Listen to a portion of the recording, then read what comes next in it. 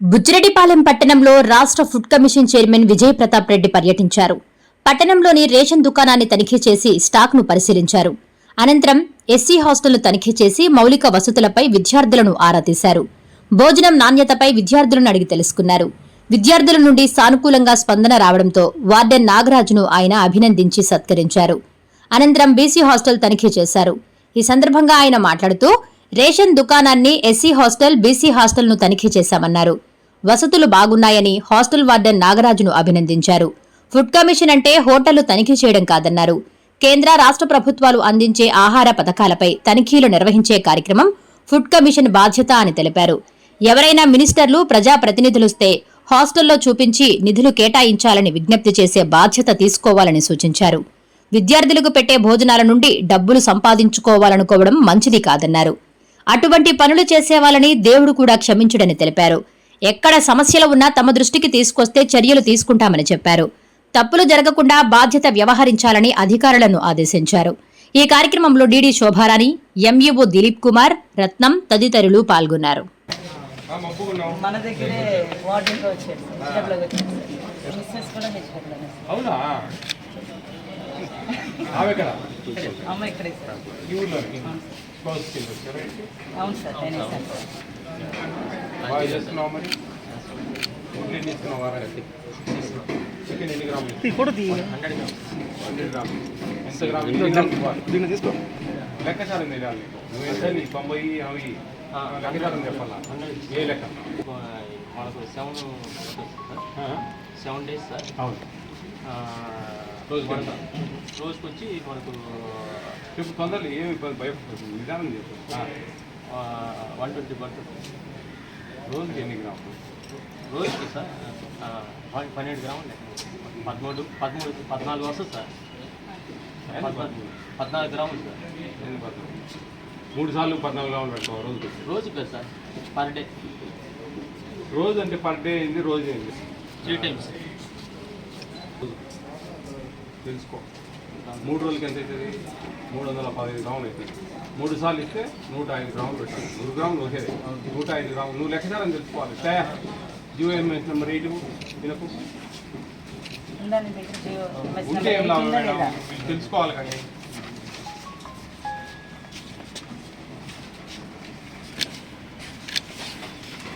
Quantities ఇది quantity, per day quantity. వారానికి తీసుకుంటే చికెన్ 45 గ్రాములు. చికెన్ 3 టైమ్స్ వీక్ 45 గ్రాములు.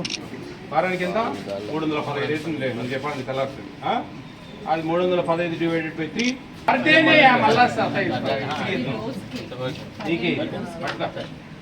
రోజుకి పర్ డే ఏంది, రోజుకి ఏంది, రెండు ఒకటి వేసుకోండి. అది ఇంగ్లీష్. పర్ డేనే నువ్వు 12 గ్రాములు అంటావు, 33 గ్రాములు అంటావు, 45 గ్రాములు రోజుకు. అర్థమైందే? తెలుసుకో. పొద్దున టిఫిన్ ఇస్తున్నారా? పూరి ఇస్తున్నారా? ఆదివారం ఎన్ని పూరీలు ఇస్తారు? 4 పూరీనా? 4 పూరీ. స్నాక్స్ ఇస్తున్నారు సాయంత్రం ఎవ్రీడే. మిల్క్ ఇస్తున్నారా? మార్నింగ్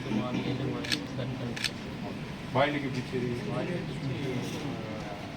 మార్నింగ్ ఎంత? సండే మాత్రం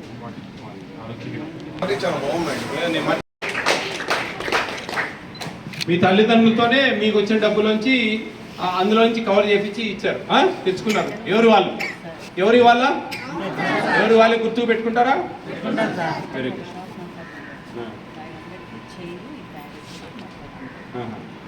హోల్సేల్గా పేరెంట్స్ వాళ్ళ ఆడ కట్టించి తెప్పిస్తారు. మంచి మోటివేషన్. అందరు హ్యాపీనా? బాగుందిరా. మీరు చాలా ఒక కార్పొరేట్ హాస్టల్లో నెట్, చైర్స్ అన్ని ఆల్ వెరైటీస్, మీకు ప్లేట్స్. నిజంగా నాకు అన్నీ బాగున్నాయి అనే హాస్టల్ చాలా రేర్, చాలా రేర్ అనమాట. మీరు ఎంతో పేదరికం నుంచి వచ్చారు. బాగా చదువుకోండి. మీ తల్లిదండ్రులు పెద్దయినా బాగా చూసుకోవాలి. మీరు తండ్రి కానీ మీ తల్లి కానీ వాళ్ళు పడే బాధలు పడకూడదు మా పిల్లలు. అర్థమవుతుందా? అందరూ మీ పేరెంట్స్ ఎక్కువ మంది. నేనండి మీ Vijay Pratap Reddy, AP state food commission chairman. ఈరోజు నెల్లూరు జిల్లా సంబంధించి తనిఖీలు నిర్వహించడం జరుగుతూ ఉంది. మర్రిపాడు, మన అనంతసాగరం మండలం, అలాగే ఆత్మకూరు, సంఘం, ఇప్పుడు బుచ్చిరెడ్డిపాలెంలో ఉన్నాం. ఇప్పుడు ఒక రేషన్ షాప్ చూసి వచ్చాం. బాగానే ఉంది. 41 సంవత్సరం నుంచి నడుపుతూ ఉన్నాడు ఆయన. బాగానే ఉంది మా నాలెడ్జ్ ప్రకారం. ఇంకా ఏదైనా సరే తప్పులు చేస్తే కనుక జాగ్రత్తగా ఉండండి, చేయకండి అని చెప్పి చెప్పడం జరిగింది. అలాగే ఇప్పుడు ఒక ప్రీ మెట్రిక్ హాస్టల్కి వచ్చాం బాయ్స్, చాలా అద్భుతంగా ఉంది. మిస్టర్ నాగరాజ్ అని వార్డెన్ ఇక్కడ డీడీ గారు స్పెషల్ కేర్ తీసుకుంటా ఉన్నారు. ఆమె కూడా బాగా అన్నీ అబ్జర్వ్ చేస్తూ ఉంది. ఎప్పుడు కొంచెం ఎవరైనా మినిస్టర్లు వస్తే వాళ్ళ హాస్టల్కి తీసుకురావడము, వాళ్ళకి చూపించడము, పిల్లలకి ఏం అవసరం అని చెప్పి తెలియజేయడం. మెయిన్ ఒకటేనండి, ఎవరైనా మినిస్టర్ సార్లు వచ్చినప్పుడు కానీ వాళ్ళకి ఏమైనా వివరాలు చెప్పి ఇట్లా సార్ కొంచెం ఏదైనా శాంక్షన్ చెప్పియండి, నాకు కొంచెం పిల్లలకి ఈ ఇబ్బందులు ఉన్నాయి అని చెప్తే కనుక ఖచ్చితంగా న్యాయం జరుగుతుందండి. చాలా అద్భుతంగా ఉంది హాస్టల్. దాదాపు 80-85 మంది ఉన్నారు, 100 మంది దాటుతారు ఇంకొక 2-3 రోజుల్లో. మంచి హాస్టల్, బాగా భోజనాలు బ్రహ్మాండంగా ఉన్నాయి. కాబట్టి ప్రతి ఒక్కరు కూడా పిల్లలు బాగా చదివించండి దయవుంచి. అది అందరూ అర్థం చేసుకోవాలా.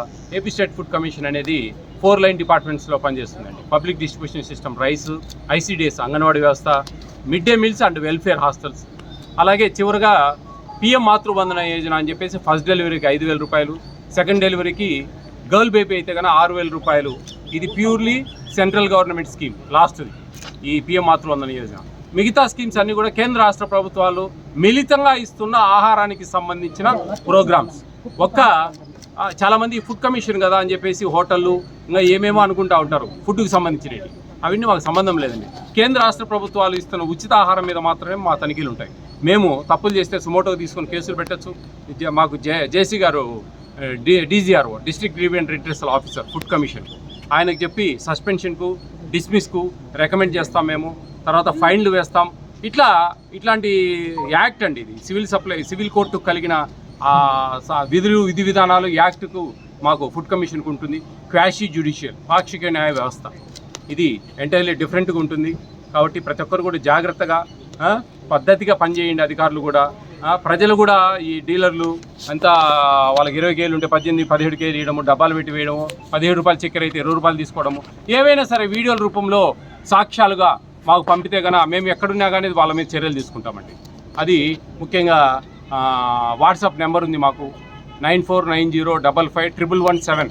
ఈ వాట్సాప్ నెంబర్కు వీడియోల రూపంలో పెడితేనే మేము తక్షణం స్పందిస్తాము. కాబట్టి అందరూ కూడా అర్థం చేసుకొని అధికారులు ఎక్కడా పొరపాట్లు చేయకుండా, ఇది పేద పిల్లలకి ఇచ్చే భోజనాలు, ఆహారం సంబంధించింది. ఇక్కడ డబ్బులు సంపాదించుకోవాలని ఆశపడితే అది న్యాయం కాదు, దేవుడు కూడా క్షమించడు. కాబట్టి అర్థం చేసుకొని ప్రతి ఒక్కరు న్యాయంగా పనిచేస్తారని మనస్ఫూర్తి కోరుకుంటాము. Thank you.